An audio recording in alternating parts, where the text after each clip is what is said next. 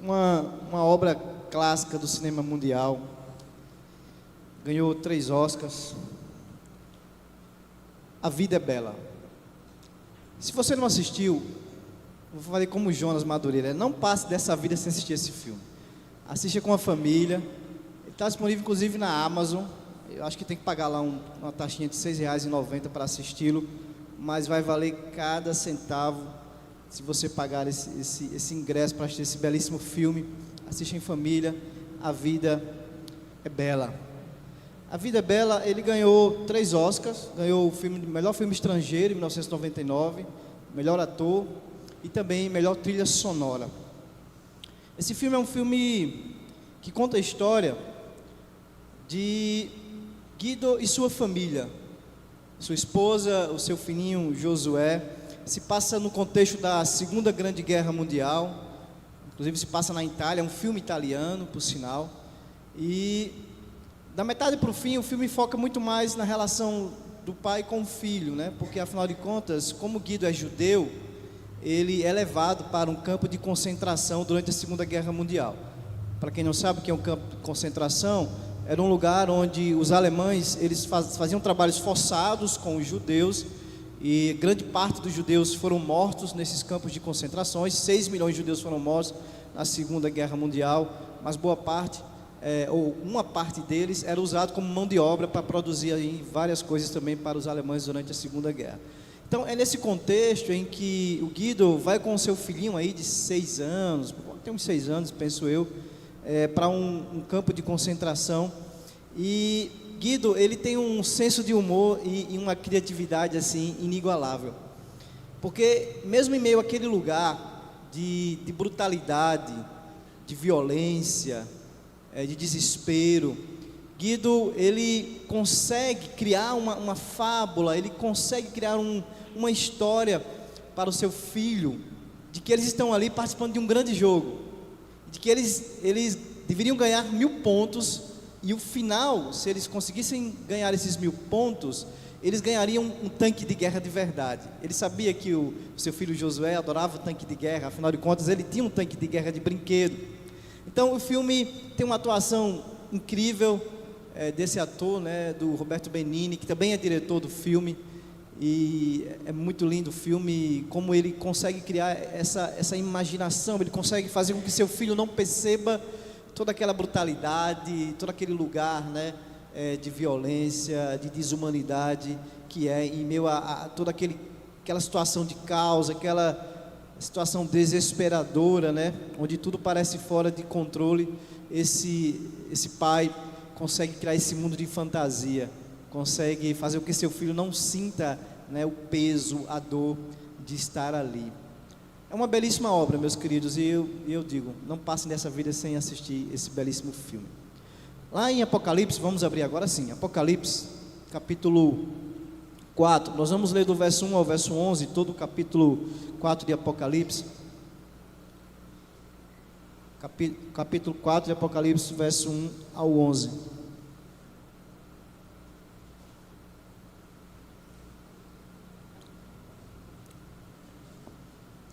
Diz assim a palavra de Deus. Eu até esqueci de colocar o texto. Depois destas coisas, olhei e eis que havia uma porta aberta no céu. E a primeira voz que ouvi, que era como de trombeta, ao falar comigo, disse: suba até aqui, e eu lhe mostrarei o que deve acontecer depois destas coisas.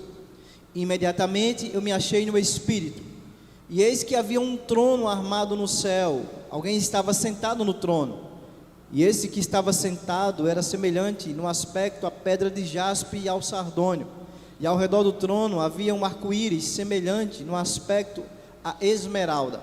Ao redor do trono havia também 24 tronos, e neles estavam sentados 24 anciãos, vestidos de branco e com coroas de ouro na cabeça.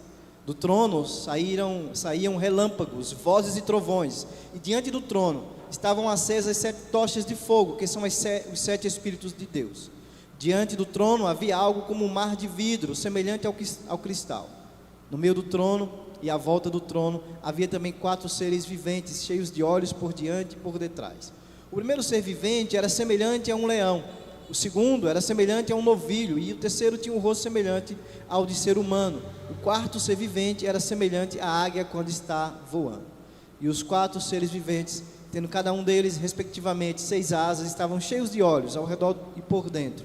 Não tinham descanso, nem de dia e nem de noite, proclamando: Santo, Santo, Santo é o Senhor Deus, o Todo-Poderoso, aquele que era, que é e que há de vir. Sempre que esses seres viventes davam glória, honra e ações de graças ao que está sentado no trono, ao que vive para todos sempre, os 24 anciãos se prostravam diante daquele que está sentado no trono, adoravam o que vive para todos sempre, depositavam as suas coroas diante do trono, proclamando: Tu és digno, Senhor e Deus nosso, de receber a glória, a honra e o poder, porque criaste todas as coisas e por tua vontade elas vieram a existir e foram criadas. Senhor Deus, gracioso Pai, nós te agradecemos, Senhor, por tuas misericórdias que se renovam em nossas vidas, por teu cuidado, por providenciar, Senhor, tudo que nós precisamos. Obrigado, Pai, pelo privilégio também que temos de estarmos aqui como povo teu, para cultuar a ti, Senhor, livremente. Que o Senhor possa ter recebido as nossas canções, Senhor, e agora nós te pedimos, fala aos nossos corações, aquieta a nossa alma, não deixe que a segunda-feira nos perturbe agora, Senhor, mas possamos estar atentos e cativos à tua palavra. Me usa como instrumento em tuas mãos para a glória do teu santo nome.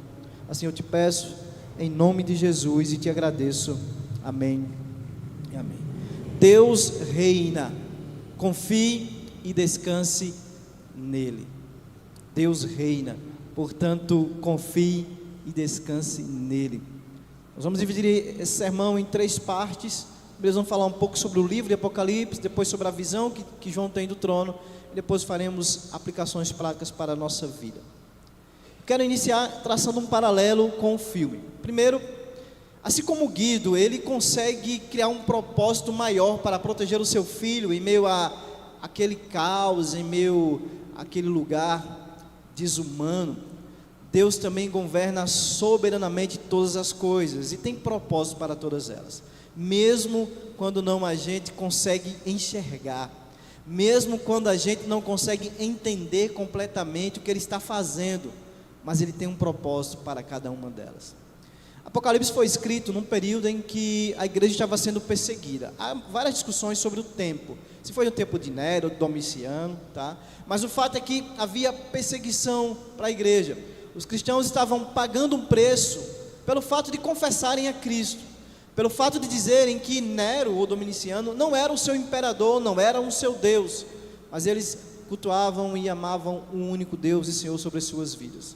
O livro de Apocalipse é o livro que fala sobre a soberania de Deus, sobre a vitória de Cristo, sobre a vitória da igreja, sobre os seus inimigos, sobre os seus perseguidores. A intenção, sobretudo, do livro é mostrar que as coisas não são o que elas parecem ser. Se no filme Guido ele esconde a realidade do seu filho para fazer parecer o que não é, a fim de protegê-lo, a fim de que ele não sofra, Apocalipse é diferente. O livro de Apocalipse é a revelação de uma realidade que não poderíamos enxergar se não fosse revelado para nós. Tanto é que o primeiro verso de Apocalipse capítulo 1 é revelação de Jesus. A palavra revelação é apocalipse no grego. Olha que interessante, a primeira palavra do livro é o nome do livro.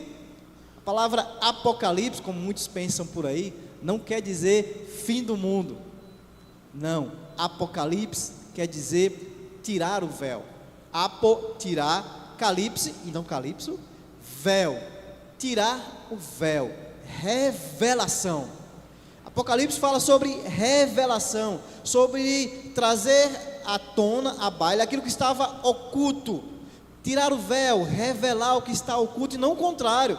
Porque para muita gente talvez Apocalipse parece que é algo meio que oculto, né? Parece que é deixar muito mais confusa a nossa cabeça, mas não. Pelo contrário, é revelar, é trazer à tona aquilo que nós não enxergávamos se não fosse revelado pelo próprio Cristo para João. Quando nós falamos de Apocalipse, geralmente vem na nossa cabeça a imagem de destruição. Vem logo aquelas grandes tragédias, o fim do mundo.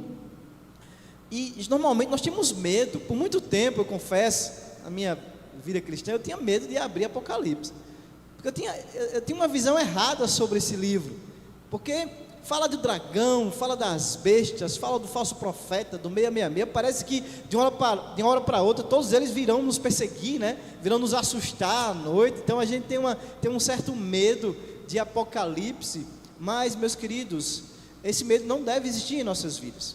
Pastores, inclusive, têm medo sim de falar de Apocalipse, porque aparentemente pode ser um livro difícil, e ele tem suas dificuldades, mas de forma geral não é um livro tão difícil. Há simbolismos, há muito simbolismo. Nós vamos ver uma parte hoje que tem muito simbolismo, e por isso nós temos que ter muito cuidado, porque ele é um livro muito simbólico. Então o simbolismo ele dá margem para muitas interpretações, então nós temos que ter alguns cuidados, né, de não interpretar muitas coisas aí de simbólico literalmente. Mas na grande maioria a mensagem de Apocalipse é uma mensagem simples. O que muitas vezes as pessoas fazem é fantasiar demais o significado de Apocalipse. Ele foi escrito para as 7 igrejas da Ásia, que inclusive do capítulo 1 ao capítulo 3 tem aquelas 7 cartas, né, da igreja da Ásia: Éfeso, Esmirna, Pérgamo, Tiatira, Sardes, Filadélfia e Laodiceia. Então foi escrito para aquelas igrejas daquela época que estavam sendo perseguidas. O próprio João está preso na ilha de Patmos por causa da perseguição, e ele tem essa visão lá. Então João ele não vê com os olhos físicos, ele tem Deus usa, né, através de Cristo, dar essa visão para ele, e ele tem uns olhos espirituais. Ele teve uma visão em espírito, teve o privilégio de ter essa visão em espírito. Então, o que é que João vê, meus filhos? O que é que Apocalipse traz para nós? Muitas lições preciosas. Mas quando Cristo dá aquela visão a João, sobretudo ele quer encorajar a igreja. Ele quer mostrar para a igreja que aquela realidade que eles estavam vivendo, de perseguição, de possibilidade de morte, e alguns inclusive abjetando a fé, ou seja, negando a fé, é que a história ela não está desgovernada, de que a história está nas mãos de Deus, está no controle total de Deus. Ela não caminha ao acaso, ela não está dando voltas cíclicas, mas ela caminha para um fim grandioso, para a vitória completa da igreja e Cristo Jesus contra todos os seus inimigos. Essa é a mensagem de Apocalipse, é uma mensagem de esperança. O objetivo é mostrar a verdadeira realidade, que nós não poderíamos ver se Jesus não tivesse dado essa revelação a João, para que ela nos motive a lutar, nos motive a não negar a Cristo. Ou seja, a visão do céu deve mudar a maneira como nós vemos as coisas aqui na terra. A visão do céu deve mudar a maneira como nós vivemos aqui na terra. E João teve esse privilégio de ter essa visão dada por Cristo do céu, e vai mudar sobremaneira a sua maneira de enxergar as coisas aqui na terra. O diabo, o mundo, o anticristo, os falsos profetas, meus queridos, todos eles perecerão. Todos os inimigos da igreja serão derrotados. A igreja vai triunfar. Aquele que criou todas as coisas está no controle de tudo e levará a história para uma consumação final, onde todos os seus eleitos, toda a sua igreja sairá vitoriosa. É sobre isso que Apocalipse fala. É sobre a vitória da igreja, é sobre nos dar esperança. E esse capítulo mostra a primeira visão do apóstolo João. Na verdade, uma segunda, porque ele deixa claro aqui que ele diz: depois destas coisas me veio a visão. Então, depois daquilo que foi revelado para as 7 igrejas, ele recebe então uma nova visão. E a primeira visão que João tem, e aí a partir do capítulo 4, né, vai seguindo as visões, é a visão do céu, e no céu havia um trono. Trono simboliza honra, trono simboliza autoridade, trono simboliza julgamento. E João olha para esse trono e vê que o trono do universo não está vazio. Na terra havia um trono, ou Domiciano, ou Nero, havia um trono, possivelmente Domiciano, e ele estava sentado nesse trono. E o Domiciano foi o primeiro imperador romano ao se intitular como o próprio Deus na terra, né? E todos deveriam respeitá-lo e prestarem cultos a ele como se fosse o próprio Deus. Mas Deus, através do Espírito, revela a João que há um trono também no universo. Há um trono que governa todos os outros tronos. Há um trono que é soberano sobre todos os outros tronos, que é mais poderoso do que todos os outros tronos. E então João olha esse trono. João começa então a descrever o esplendor e a glória desse trono, ou tanto do trono como quem está sentado no trono. Como diz Hernandes Dias Lopes, o que João descreve não é Deus mesmo, mas é o seu fulgor, o seu esplendor, porque a ele não se pode descrever. E aí é bem simbólico que o João vê. Ele vê que no trono tem a pedra jaspe. Essa pedra é uma pedra branca, é uma pedra transparente como cristal, e possivelmente isso está nos remetendo ou representando o atributo da santidade de Deus, o Deus que é santo. Isaías tem essa visão, lá em Isaías tem essa visão no capítulo 6, ele vê os anjos também falando santo, santo, santo. Então ao que está sentado no trono, ele é santo, e a pedra jaspe simboliza ou representa a santidade de Deus. Sardônio, que é uma pedra avermelhada, possivelmente nos remete ao sangue de Jesus. Lá em Isaías capítulo 1, verso 18 diz: ainda que os vossos pecados sejam como a escarlata, eles se tornarão brancos como a neve, ainda que sejam vermelhos como o carmesim, se tornarão como a branca lã.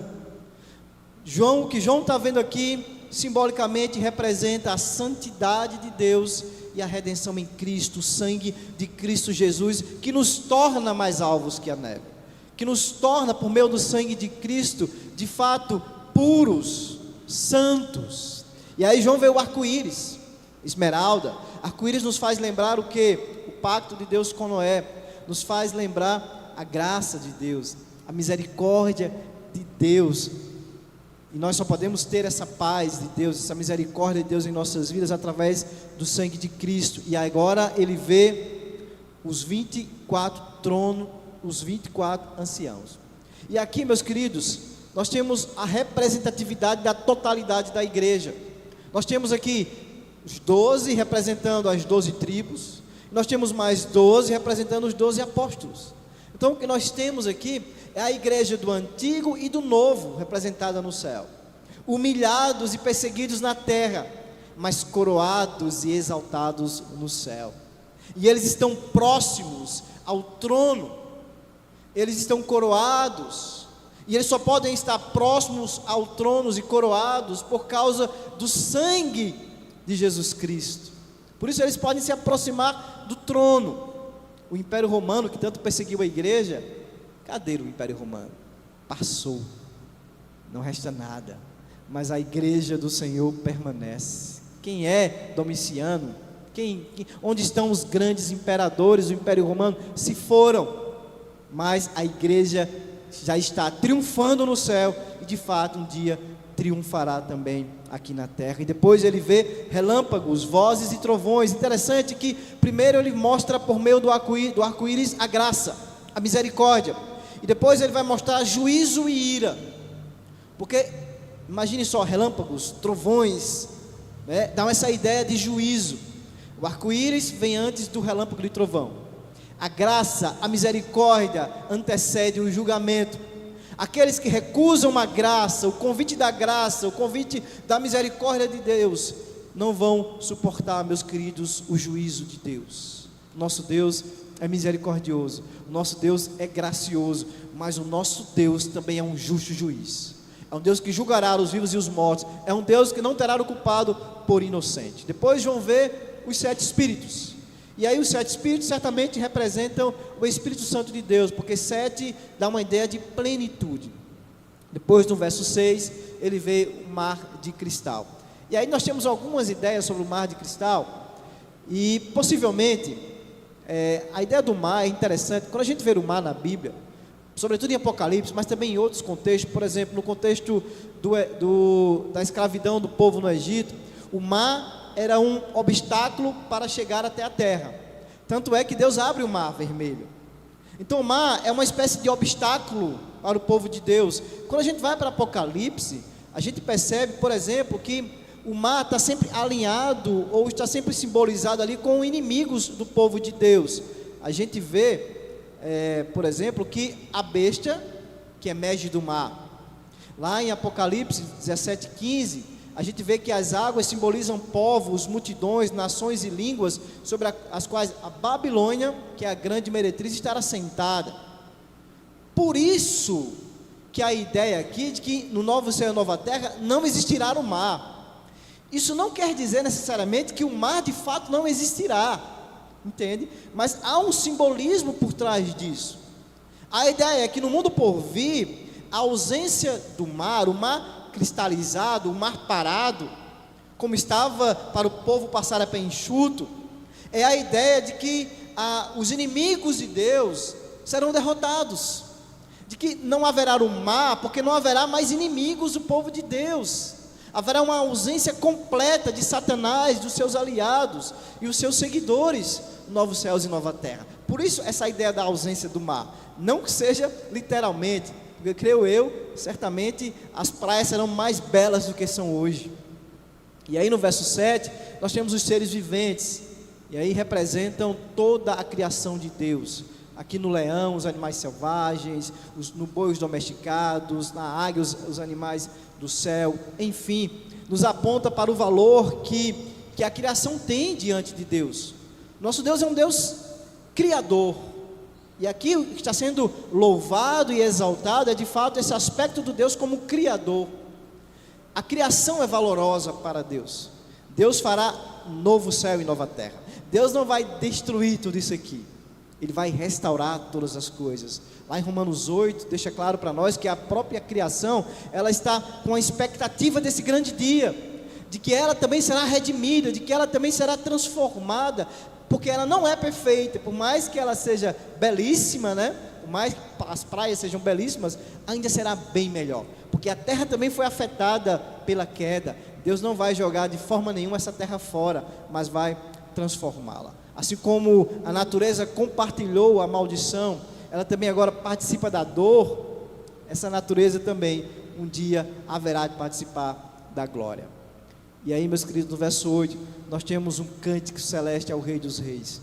Santo, Santo é o Senhor, o Deus Todo-Poderoso, que era, que é e que há de vir. No verso 11, nós temos: o trono do universo não está vazio. O trono do universo, meus queridos, está ocupado, e somente aquele que está sentado no trono do universo é digno de receber toda a honra, toda a glória e todo o poder.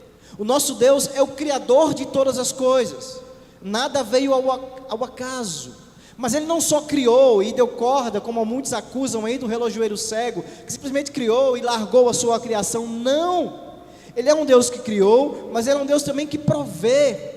Ele é um Deus sustentador, é um Deus que continua trabalhando, como Cristo diz: eu e meu Pai trabalhamos até agora na obra da providência, não mais da criação, mas na obra da providência do nosso Deus.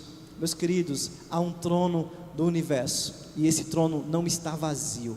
O nosso Deus reina, o nosso Deus está sentado nele.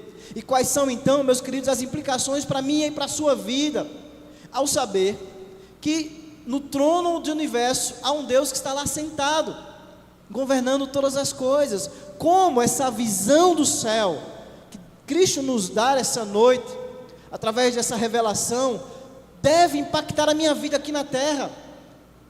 O que é que eu tenho que fazer? Como isso vai trazer implicações práticas? Como a visão do céu muda a minha vida aqui na terra? Primeiro, meus queridos, se o trono do universo está ocupado, Deus está no controle de todas as coisas.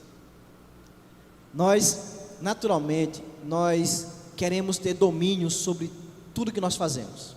Nós queremos ter controle sobre tudo que nós temos ao nosso redor, sobre a nossa vida e até mesmo, muitas vezes, na vida dos outros. E aí nós fazemos planos e quase sempre não levamos em consideração de que os nossos planos não dependem somente da nossa vontade e desejo. Claro que nós devemos fazer planos sim. E normalmente nós fazemos os nossos planos confiando somente em nós, confiando somente na nossa inteligência, na força do nosso próprio braço. Mas a verdade é que nem sempre os nossos planos dão certo. Nós não levamos em consideração muitas vezes que os nossos planos podem não ser os planos de Deus para as nossas vidas. E você diz: os meus planos não estão dando certo. Já parou para pensar se esse não é justamente o plano de Deus? Que o seu plano não dê certo? E às vezes ele permite que não dê certo porque possivelmente seria pior para nós se desse certo.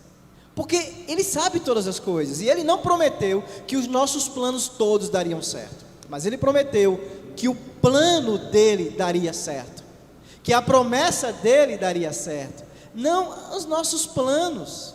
Isso pode acontecer na minha vida e acontecer na sua. Certamente você fez alguns planos para este ano que está acabando. É possível que alguns deles não foram realizados. Você certamente fará novos planos para o ano que está começando. E é possível que também, no ano que vai começar, alguns deles também não se realizem. É possível, isso acontece. Mas é óbvio que o que estiver ao nosso alcance, naquilo que depender de mim, eu devo fazer o melhor. Claro, eu devo me esforçar o máximo para realizar o plano que eu tracei. Mas sabendo, meus queridos, Provérbio 16, verso 1, diz: o coração do ser humano pode fazer planos, mas a resposta certa vem dos lábios do Senhor. Nem tudo depende da gente, meus queridos. Já parou para pensar que embora a gente faça planos, mas nem tudo depende da gente? É um acidente de percurso, é uma doença que não estava nos planos, é uma separação que não estava nos planos, é um abandono que não estava nos planos, é uma traição que não estava nos planos. Nem tudo depende da gente. Mas é óbvio, naquilo que depender da gente, façamos o melhor. E quando as coisas não estiverem saindo como nós planejamos, nós devemos lembrar que há um Deus que está sentado no trono do universo, que Ele reina sobre tudo, e tudo está no controle das suas mãos. E por mais que aparentemente a sua vida esteja saindo do controle, ela não saiu do controle daquele que está reinando, sentado no trono do universo. Ela está no controle nas mãos do Todo-Poderoso.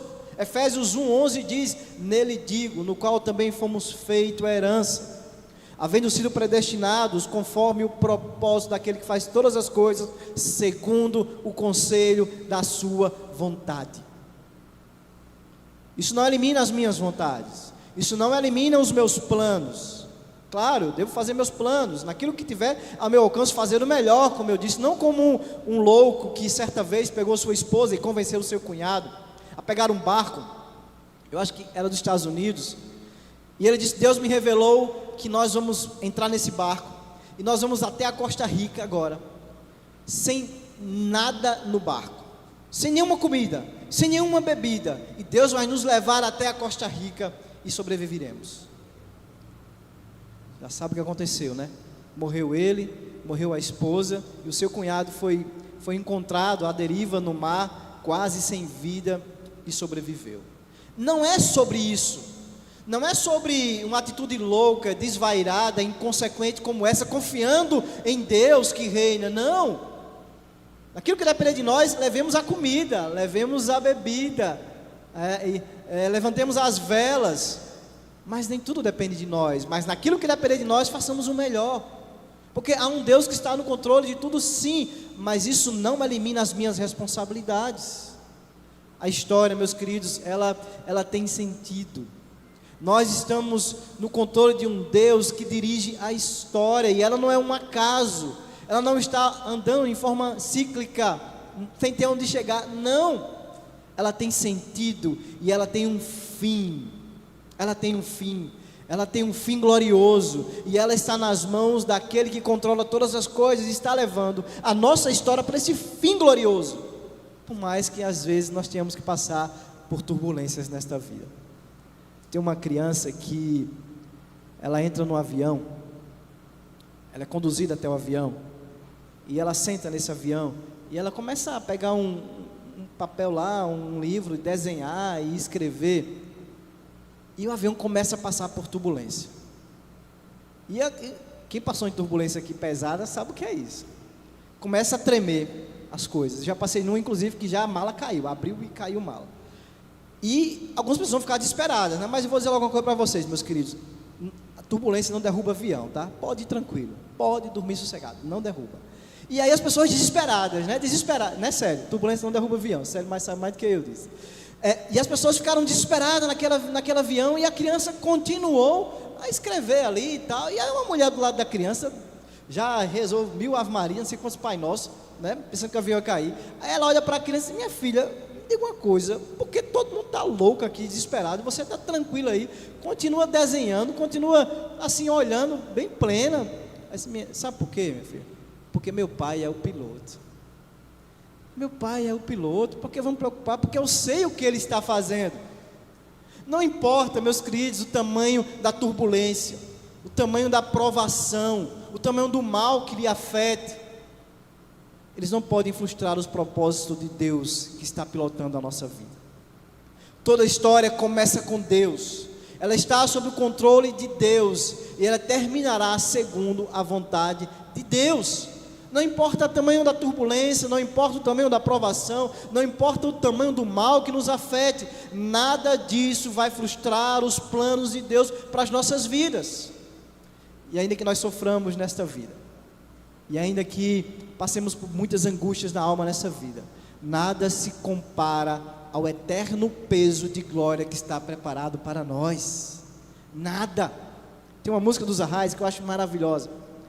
E um trecho da música, ele diz: eu olhei a tristeza nos olhos e sorri. Como alguém pode olhar para a tristeza e sorrir, meus queridos? Só um crente em Deus, somente uma pessoa que sabe, que ainda que esteja passando por tristezas nesta vida, ela está no controle das mãos do seu Deus Todo-Poderoso, que é misericordioso, que guarda, não nos livra da tristeza, mas nos guarda durante a tristeza, mas nos dá força em meio ao sofrimento. Mas num Deus que nós sabemos que todas as coisas, por mais sejam ruins em nossas vidas, cooperam para o nosso bem. Somente alguém que tem essas verdades no seu coração consegue olhar para a tristeza e sorrir. Porque toda tristeza, toda dor aqui nesta vida, ela é por enquanto, ela é passageira. Meus queridos, a nossa visão do céu deve mudar a forma que nós vivemos aqui na terra. Nós devemos, meus queridos, entender que devemos sim fazer a nossa parte, naquilo que está nas nossas mãos, mas, sobretudo, confiar e descansar naquele que reina. Nós não estamos no controle de todas as coisas, nós não temos essa capacidade de estar no controle de todas as coisas, mas Deus está. E o que compete a nós devemos confiar nele. Assim como Guido, lá do filme que eu falei, ele guia o seu filho em um cenário de completa desordem, de completa destruição, violência, desumanidade. Às vezes, meus queridos, Deus também, que governa soberanamente, Ele não deixa de governar em meio a esses momentos. Pelo contrário, Ele vai, às vezes, nos fazer passar por meio de momentos assim, desafiadores, momentos angustiantes em nossas vidas. Não importa, não importa. O que importa é, você está confiando em Deus? Você está descansando naquele que reina em meio às angústias da sua vida, em meio às decepções da sua vida?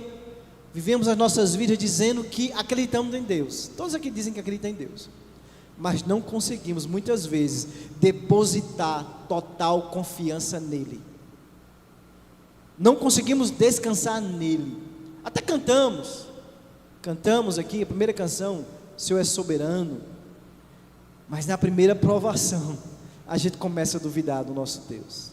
No primeiro tropeço, na primeira dor, no primeiro ai, a gente começa a questionar o cuidado de Deus, a questionar o amor de Deus. Meus queridos, confiança quer dizer entrega, quer dizer passividade, quer dizer entregar, se lançar diante de Deus, como o equilibrista que está andando numa corda bamba, atravessando um penhasco, e ele está andando com um carrinho de mão, e ele chega para a plateia e diz: vocês acreditam que eu vou atravessar com esse carrinho de mão até o outro lado? Acreditamos. E ele atravessa de fato, e ele volta. E quando ele volta, ele pergunta: vocês viram que eu fui e vim, né? Vocês acreditam que eu posso ir de novo? Aí o cabal disse: acredito. Ele disse: pois vamos comigo? Não vou nada, é doido, não sou doido não. Às vezes nós agimos assim com Deus. Nós dizemos que acreditamos, que confiamos, mas não conseguimos nos lançar diante dele de mãos vazias, nos tranquilizarmos, nos colocar totalmente dependentes dele. Não conseguimos. Confiar verdadeiramente em Deus não é apenas dizer que você acredita nele, não é apenas dizer que você acredita que ele está no controle, mas é agir como tal, entregando a sua vida inteiramente a ele, mesmo quando o abismo parece assustador. Será que você realmente descansa em Deus, meu irmão, minha irmã? E é no meio dos abismos, é em meio às provações, é em meio às cordas bambas da vida, que a nossa confiança é provada. Se nós de fato, ao saímos aqui nessa noite entendendo que o trono está ocupado por um Deus que controla todas as coisas, de um Deus que diz que todas as coisas cooperam para o meu bem, então eu olhar para uma circunstância adversa, e aí eu estarei sendo provado, se de fato isso fez diferença na minha vida, se saber que Deus está no controle de tudo, reinando sobre tudo e sobre todos, na maneira como eu reajo às cordas bambas da minha vida, vai dizer se de fato eu entendi que Ele está no controle, e se de fato eu confio nele. Filipenses 4:6 diz: não vos inquieteis com nada, mas apresentai a Deus todas as vossas necessidades, pela oração e pela súplica, em ações de graças. Então a paz de Deus, que excede toda a compreensão, guardará os vossos corações e pensamentos em Cristo Jesus. Isso é promessa, entrega, e a paz vai guardar o teu coração. Nós dizemos que confiamos, mas o nosso coração não encontra paz, é porque a gente não se entregou totalmente. Se você fica inquieto, ansioso, angustiado, é porque você não entregou totalmente. A fé não é simplesmente, não é acreditar em algo que não existe, mas é acreditar no Deus que fez promessas para as nossas vidas, é acreditar no Deus e na sua palavra, que mesmo em circunstâncias adversas, diz: confia em mim, entrega a mim e descansa. Não queira fazer por você o que só eu posso fazer. Nós dizemos que confiamos em Deus, mas queremos fazer o trabalho dele. Imagine você, não sei se você é assim, você bota o seu carro para lavar e vai para casa, ou você fica lá: ó, isso aqui está sujo, ei, não, está errado isso aqui, ó, ei rapaz, peraí, porque normalmente eu deixo o carro onde vai lavar e vou para casa, e depois vou só lá pegar o carro. Você imagina então, como seria chato a gente estar lá, né, dando pitaco no cara que está lavando nosso carro. Mas às vezes achamos assim com Deus também, a gente entrega, mas não entrega, não descansa, fica dando pitaco, fica querendo fazer aquilo que somente Deus pode fazer por nós. John Piper, ele resume o cristianismo de uma maneira bem interessante. Ele diz: é uma luta constante contra o orgulho para descansar em Deus. É porque nós queremos fazer o trabalho de Deus, nós muitas vezes queremos, e nós quebramos a cara, porque somos impacientes, somos precipitados, por não respeitarmos o tempo de Deus, quebramos a cara, vivemos ansiosos, porque queremos fazer aquilo que só Deus pode fazer. Minha irmã, meu irmão, Deus está dizendo para você essa noite: entregue-se de corpo e alma a mim, descansa em mim. Precisamos de fato descansarmos nele, precisamos entregarmos de livre e espontânea vontade e soltar tudo nas mãos dele e descansarmos e confiarmos, Rosivaldo, confiarmos no nosso Senhor. Sobre o filme A Vida é Bela, no final, eu vou contar, eu sempre conto aqui os finais e eu dou spoiler, problema seu, porque é um filme 99, se você não assistiu, problema seu.